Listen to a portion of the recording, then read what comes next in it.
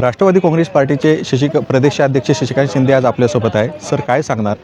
जय पवार आज पत्रकार परिषद घेणार होते, परंतु त्यांनी जी तारीख आहे ती पुढे ढकललेली आहे. त्याचं प्रमुख कारण नेमकं काय आहे? मला याची कल्पना नाही. त्यांनी कशाबद्दल प्रेस कॉन्फरन्स घेणार होते ती का पुढे ढकलले मला कल्पना नाही. पण आम्ही त्याचा ज्या हेतू अजितदादांच्या मृत्यू प्रकरणी आम्ही उपस्थित केलेला आहे, कोणी करू न करू आम्ही त्याचा पाठपुरावा करण्याचा प्रयत्न केलेला आहे आणि तो सातत्याने कायम चालू राहील. सर, पाहायला जर गेलं तर रोहित पवार यांनी वारंवार पत्रकार परिषद घेतली आणि त्या पत्रकार परिषदेमध्ये प्रफुल्ल पटेल जे आहेत त्यांच्यावर संशय देखील त्यांनी व्यक्त केलेला आहे. परंतु प्रफुल्ल पटेल यांची नार्को टेस्ट करण्याची देखील मागणी होते. एकंदरीत या संपूर्ण घडामोडीकडे कसं पाहता? अजून ती मागणी झालेली मला कल्पना नाही. CID चौकशीमधून काय निष्पन्न होतं ते बघितल्यानंतर चौकशीचा प्राथमिकमध्ये ज्या कोणी संशय व्यक्त केला आहे, माझं म्हणणं आहे रोहित पवारांना सुद्धा CIDने बोलवावं. त्यांच्याकडं काय पुरावे, त्यांच्याकडून काय माहिती, त्यांचे काय मुद्दे घेऊन त्या अँगलने चौकशी केली तर मला वाटतं की काहीतरी मार्ग निश्चितपणाने धागा मिळू शकतो. चौकशीला काहीतरी निष्पन्न होऊ शकते. फक्त हा फार होऊ नये. आम्ही बारकाईने लक्ष ठेवून आहोत.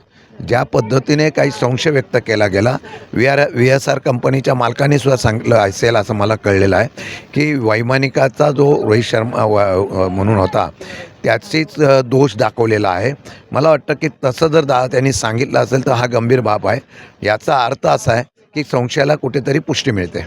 एका बाजूला जर पाहायला गेलं तर जे दर वाढलेले आहेत गॅसचे, त्याच्यावर मुख्यमंत्री देखील म्हणत आहेत की गॅसचा तुटवडा आहे ते काही होणार नाही, स्थिरता राहणार आहे. परंतु दर जे वाढलेले आहेत त्याच्यावरती भाष्य करत नाहीत.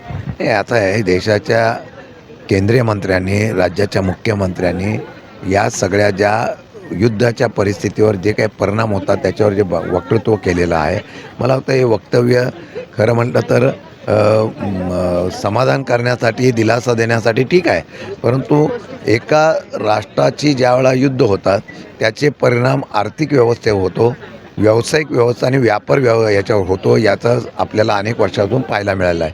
हे युद्ध असं वाढत राहिलं तर तेलाचा तुटवडा होईल, अर्थकारण थांबेल, त्याबरोबर वेगवेगळ्या प्रकारच्या असलेल्या व्यावसायिकेला थांबवलं जाईल. अशा प्रकारची शक्यता नाकारता येत नाही. 60 रुपयांनी या ठिकाणी गॅसच्या किमती वाढलेल्या आहेत.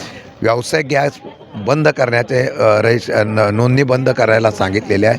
एवढंच नव्हे तर तेल आणि त्याचबरोबर आता पाकिस्तानमध्ये तेलाचा तुटवडा झालेला आहे, भारतामध्ये सुद्धा होणार आहे. आणि म्हणून या सर्व गोष्टीचा विचार करून एका पेट्रोल डिझेल जर बंद झालं तर काय होऊ शकतं, भारत ठप्प होऊ शकतो, अर्थकारण थांबू शकतं. ही परिस्थिती असल्यामुळे आपण आज उद्या हा युद्ध संपेल अशा अपेक्षेवर काही वक्तृत्व करत असेल तर मला वाटतं ते वक्तव्य बरोबर नाही.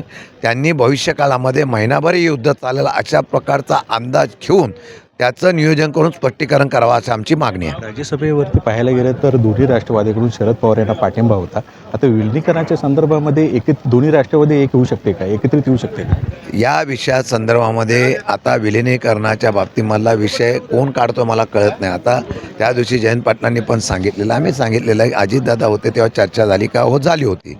आता त्याचा खुलासा करताना त्यांच्या पक्षाचे नेते सांगतात तशी चर्चा झाली नव्हती. मग आम्ही आता ती चर्चा का पुढे चालवावी आम्हाला कळत नाही. आता आम्ही आमच्या पक्षाच्या माध्यमातून काम करायला सुरुवात करतो आहे. जे काही निर्णय घेतले त्या दिवशी आम्ही घेतलेले आहेत आणि त्यामुळे आम्ही त्याचं स्वतंत्रपणे काम करू अशी माझी अपेक्षा आहे. CIDने पुण्यामध्ये विकी सिंग यांची 3 दिवस लागोपाठ चौकशी केली होती आणि सुमित कपूर जो आहे तो दोषी आहे असं त्यांनी सांगितलेलं आहे. परंतु कारवाईच्या संदर्भामध्ये कुठेही पाऊल उचलताना एकंदरीत दिसत नाही. जी कारवाई व्हायला पाहिजे होती, फक्त चौकशी होत आहेत, पण कारवाईच्या संदर्भामध्ये प्रश्न अजूनही अधोरेखितच राहतोय. एक जर VSR कंपनीच्या मालकाला बोलवून जर CIDने चौकशी केली आणि त्यात त्यांनी सांगितलं, तर मी मगाशी नाव चुकीचं सांगलं, सुमित कपूर म्हणून असतील, ते दोषी असतील, आम्ही ह्याच्यावरच ऑब्जेक्शन घेतलं होतं की 2 वेळेला ज्या माणसावर कारवाई झालेली आहे, ज्या माणसाला परत तिथे पाठवायचं कारण काय, 2 वैमानिक अगोदर जे नियुक्त केले होते ते कुठल्या ट्रॅफिकमध्ये अचानक अडकले त्याचा खुलासा होणं गरजेचं आहे. मला वाटतं की अनेक प्रश्न आहेत. काय CID चौकशी करतायत ते बघू. रोहित पवारांना बोलवलं आणि त्यांच्याकडून काय मुद्दे घेतले तर बरीच काय माहिती मिळेल. मला वाटतं त्याचा खुलासा करावा. कॅमेरामॅन संतोष कडलकसह मी प्रसन्नजित जाधव, LS मराठी, मुंबई.